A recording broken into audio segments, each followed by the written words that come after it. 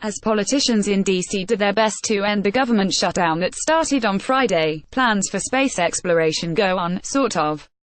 Government functions that are not funded through the appropriations process, like the U.S.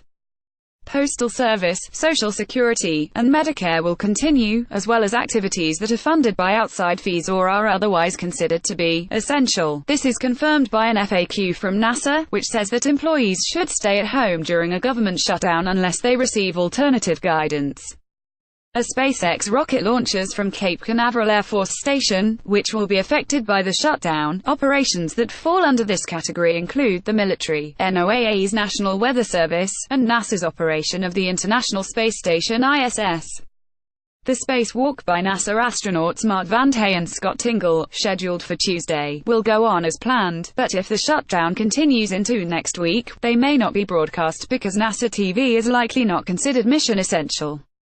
Zeb Scoville, NASA's spacewalk flight director, explained in a press conference on Thursday that both ISS crew members as well ground support staff, from engineers to mission control, will continue in the job to make sure we're both meeting the program's objectives but also making sure we're keeping the crew members safe there and giving them the support they need. SpaceX's operations, meanwhile, have already been affected.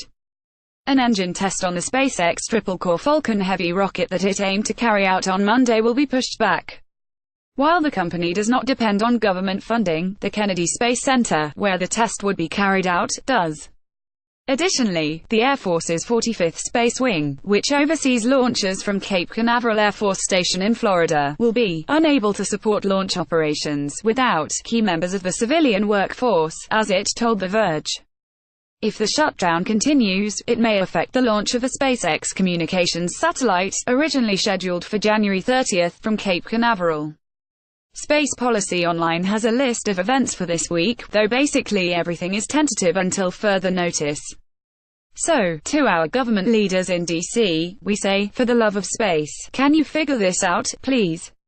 Hello, you've made it to the end of the article. Nice. Here's a related video you might like. NASA explains how to safely watch a solar eclipse.